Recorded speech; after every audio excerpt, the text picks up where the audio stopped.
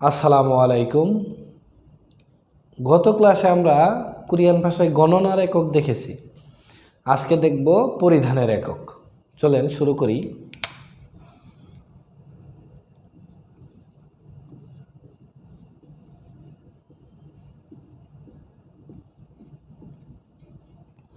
দেখেন, পরিধানের এককগুলো আমরা খুব সুন্দরভাবে উল্লেখ করেছি যেন আপনারা সহজে বুঝতে পারেন। যেমন পায়ে পরা পরিধানের একক, মানে আমরা যে জিনিসগুলো পায়ে পরি সেই পরিধানের একক হচ্ছে সিন্দা। কোমরে বা গলায় পরিধানের একক হবে মেদা।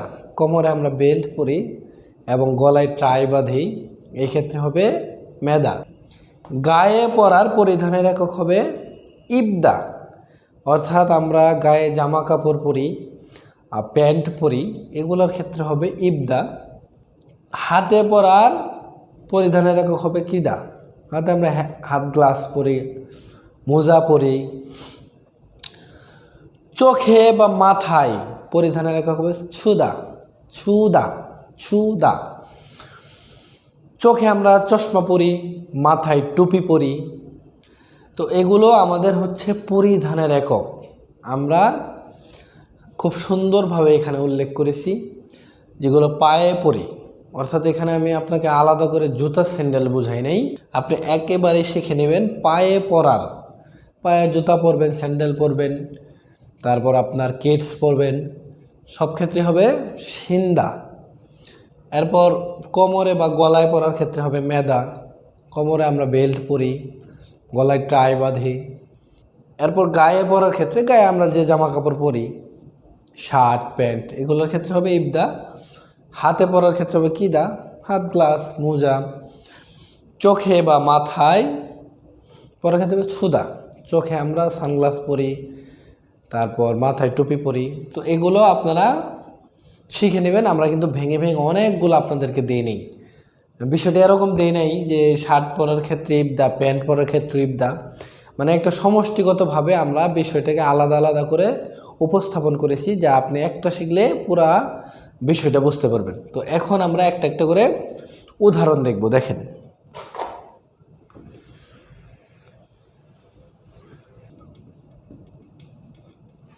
সিনবারুল মানে স্যান্ডেল, সিনুসেও পরুন, স্যান্ডেল পরুন। তো স্যান্ডেল এটা অবশ্যই পায়ে পরার জিনিস। তো আমরা জানি পায়ে পরার পরিধানের একক হচ্ছে সিন্দা। সেই সিন্দা থেকে দা উঠে যাবে। তো সিন্দার দা উঠে গেলে সিন থাকে, সাথে উসেও, যেহেতু বাচ্চা মাসে এজন্য উসেও, তার মানে পরুন, সম্মান দিয়ে বলতেছে সিনবারুল সিনুসেও, স্যান্ডেল পরুন। তাহলে পায়ে পরা জিনিসের ক্ষেত্রে আমরা একটু আগে শিখে আসলাম সিন্দা, এটার কিন্তু এখন ব্যবহার। এরপরেরটা দেখেন, এরপরে দেখেন আঞ্জন ফেলথুরুল মানে নিরাপত্তা বেল্ট। আমরা একটু আগে শিখে আসছি, 2 নাম্বার পয়েন্টে দেখেছিলাম কোমরে অথবা গলায় পরার ক্ষেত্রে মেদা, তাহলে বেল অবশ্যই কোমরে পরে। আঞ্জন নিরাপদ, ফেলথুরুল, আঞ্জন নিরাপদ ফেলথুরুল বেল্ট, নিরাপদ বেল্ট। মেদা থেকে দা উঠে গেছে, শুধু মে সেও মানে পরুন, নিরাপদ বেল পরুন, নিরাপদ বেল পরুন। তাহলে কোমরে পরার ক্ষেত্রে আমরা শিখে আসছিলাম মেদা, সেই মে কিন্তু এখানে বসেছে, দা উঠে গিয়ে সেও যুক্ত হচ্ছে, এটা একটা ব্যাকরণ। ওকে, 3 নম্বর দেখেন, দেখেন ফাজি মানে প্যান্ট। ফাজি প্যান্ট আমরা জানি গায়ে পরার ক্ষেত্রে ইবদা, তাহলে দা উঠে যাবে, ইপ, দা উঠে গিয়ে উসেও, যেহেতু বাচ্চিম আছে উসেও, বাচ্চিম না থাকলে সেও। তাহলে ফাজি প্যান্ট ইবুসেও, ইবুসেও পরুন, প্যান্ট পরুন, প্যান্ট পরুন। তাহলে আমরা জানি গায়ে পরা, এটা শার্ট হতে পারতো, যেটাই হোক গায়ে পরা জিনিসের ক্ষেত্রে ইবদা। আর আমরা জানি যখন একটা বাক্য গঠন হবে তখন দা থাকবে না। তো দা উঠে গিয়ে এখানে ব্যাকরণ যুক্ত হয়েছে ফাজি প্যান্ট ইবুসেয় পড়ুন, প্যান্ট পড়ুন। ওকে, এরপরে 4 নম্বর যে পয়েন্টটা ছিল সেটা দেখেন। 4 নম্বর জাঙ্গাপ হাত মোজা কিয়ইয় পরন।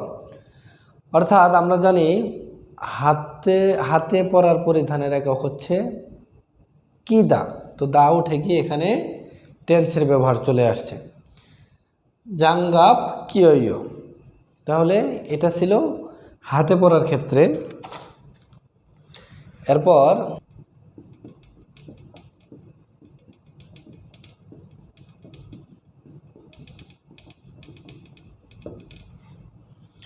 দেখেন 5 নম্বর ছিল আমাদের চোখে এবং মাথায় পরার ক্ষেত্রে সুদা।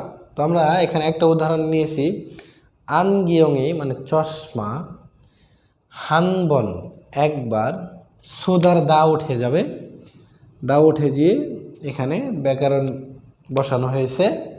তাহলে শুধু থাকবে সু।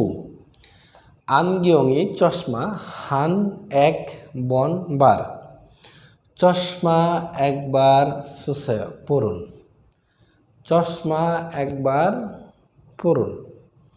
তাহলে আমরা কিন্তু খুব সহজে বিষয়টা বুঝতে পারলাম।